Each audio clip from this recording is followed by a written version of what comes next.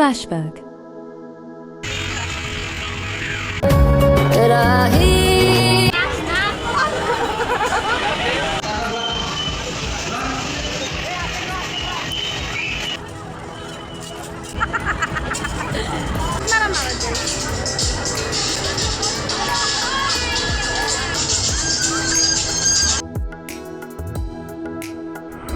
আসসালামু আলাইকুম। আশা করি সবাই ভালো আছেন।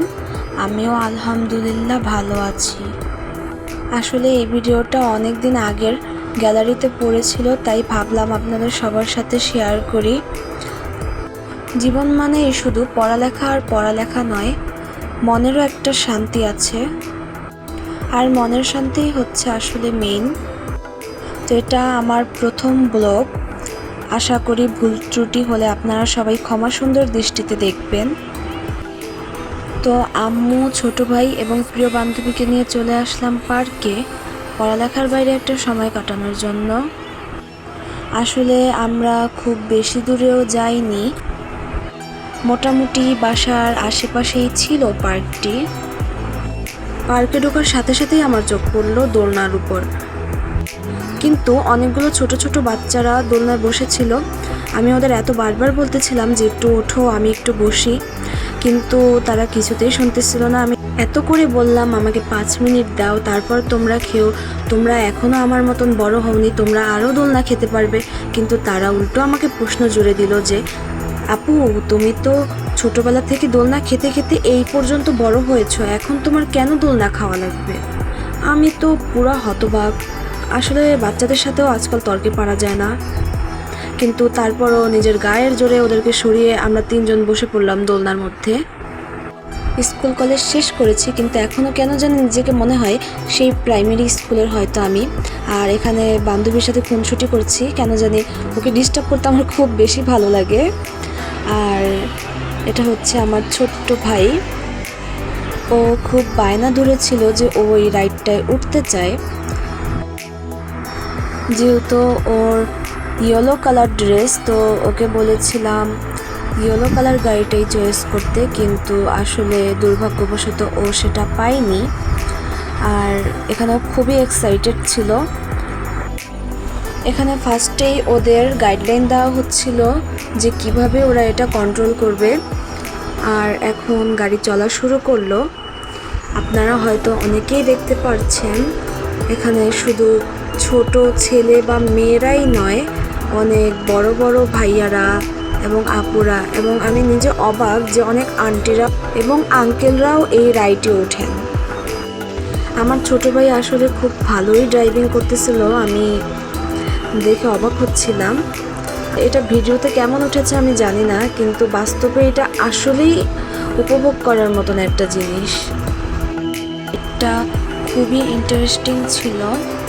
ওদের আনন্দ দেখে আসলে আমার নিজেরও ওঠার মন চাচ্ছিল, কিন্তু আসলে ভিডিওটা খুব লম্বা হয়ে গেছে, আমি বুঝতেছিলাম না কোন পার্ট রেখে কোন পার্ট কাট করব। তাই যাদের অসুবিধা হচ্ছে তারা স্কিপ করতে পারেন। আর আমি হয়তো শুরুতেই বলেছিলাম এই ভিডিওটা আমার অনেক আগের করা, কিন্তু আমি সময় পাইনি, তাই আজকের ভয়েস এডিট করছি।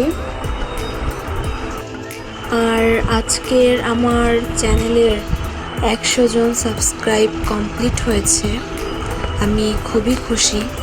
এখন আপনারা অনেকে বলতে পারেন এইটুকু কি কেউ খুশি হয়?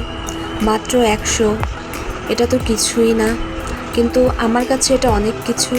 কারণ আমি বিশ্বাস করি ক্ষুদ্র থেকেই বৃহত্তের সৃষ্টি হয়। ছোট ছোট জলকণা, ধূলিকণা মিলেই কিন্তু সৃষ্টি করে মহাসাগর, মরুভূমি।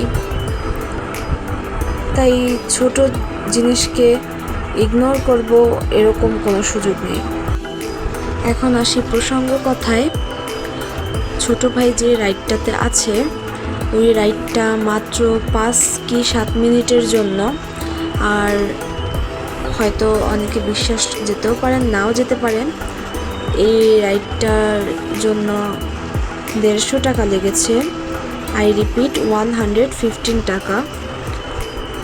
যদিও এটা ফ্যান্টাসির তুলনায় অনেক কম, কারণ ফ্যান্টাসিতে এর থেকে অনেক বেশি টাকা লাগে। কিন্তু টাকার থেকে মেইন হচ্ছে ছোটো ভাই খুশি হয়েছে, এটা হচ্ছে মেইন। আমার মনে হয় এই গাড়ি খেলার লক্ষ্যই হচ্ছে কে কাকে বাধা দিতে পারে, কে কার গাড়ি থামাতে পারে। না, খেলাটা আমার কাছে খুবই ভালো লেগেছে। আর দেখতে দেখতে ছোটো ভাইয়ের খেলাও প্রায় শেষ। এখন আমরা সবাই চলে আসলাম দোলনায়, সবাই মিলে দোলনা খাবো। তো এখানে আমি, আমার ছোট ভাই এবং আমার বান্ধবী এবং তারও ছোট ভাই রয়েছে। সব কিছুতে আমার ছোট ভাই আগে আগে জায়গা দখল করে নেয়। ও গাড়িতে ওর ইয়েলো ড্রেসের সাথে ইয়েলো কার না পেলেও দোলনায় কিন্তু আর ইয়েলো ড্রেসের সাথে ইয়েলো কালার দোলনা মিলিয়ে ফেলেছে। আর এই ফোনটা আম্মুর কাছে ছিল, আম্মু ভিডিও করতেছিল।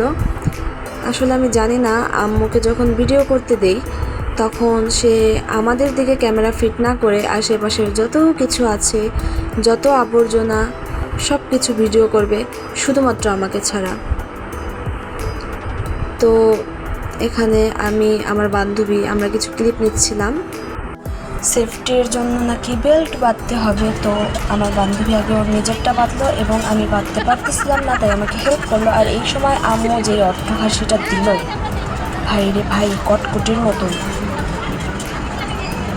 দেন তারপরে আমরা ওয়েট করতে লাগলাম যে কখন এটা চালু হবে। ও সারাক্ষণে মোবাইলে টুকটাক সেলফি, কিছু ছোট ছোট ভিডিও নিতেছিল, আর আমি দোলনায় বসে ছোট বাচ্চাদের মতো লাফালাফি করতেছিলাম। পিছিয়ে ফিরে ওই ভাইয়াকে জিজ্ঞেস করলাম কখন ছাড়বে। সে বলল অল্প একটু অপেক্ষা করেন। আমরা চারজন আবার নিজেদের মতো সময় কাটাতে লাগলাম। বান্ধবী কিছু ভিডিও করতেছিল, আমিও ওর সাথে থাকলাম ভিডিওতে। আর আমার আম্মু, তার যেটা কাজ যে আমাদের রেখে আশেপাশে সব কিছু ভিডিও করবে, অ্যান্ড সে সেটাই করলো। আমি এত হাসতেছিলাম, সেদিন রাতে আমার ম্যান্ডিবল ব্যথা হচ্ছিল, এত হাসছি। আসলে বান্ধবী থাকলে মনে হয় অনেক হাসা যায়। আর অপেক্ষার প্রহর শেষ করে এই দোলনা চলা শুরু করলো। আমি অনেক খুশি ছিলাম, কিন্তু দুর্ভাগ্যবশত কেন জানি না, ভিডিও করার সময় যখনই আমি ভিডিওতে আসতেছিলাম তখন মোবাইলটা কালো সাদা হয়ে যাচ্ছিল।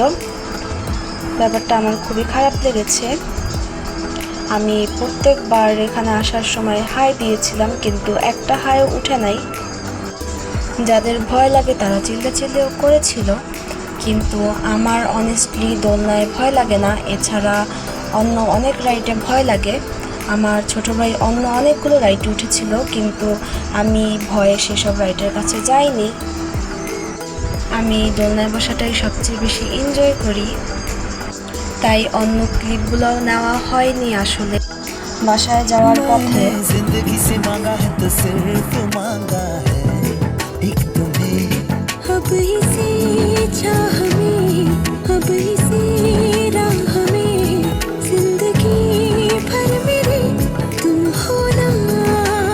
কেন জানি না আমার এই ভিডিওটা অনেক ভালো লাগে, কেন ভালো লাগে সেটাই জানি না।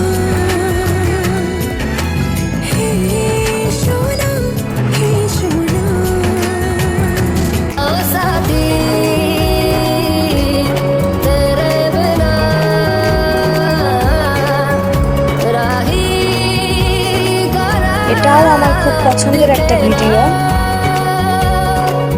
তোমার ভোলা ভালা হাসি আমার বুকের ভেতর ঝড়, তুমি চলতি ট্রেনের হাওয়া, আমি কাঁপি থর থর। আপুর এই ভিডিওটা জাস্ট ওয়াও। জানি না কোন ভাইয়া চলে এসেছে আমাদের ভিডিওর মধ্যে, বাট সরি, এই ভিডিওটা অনেক ভালো হয়েছে।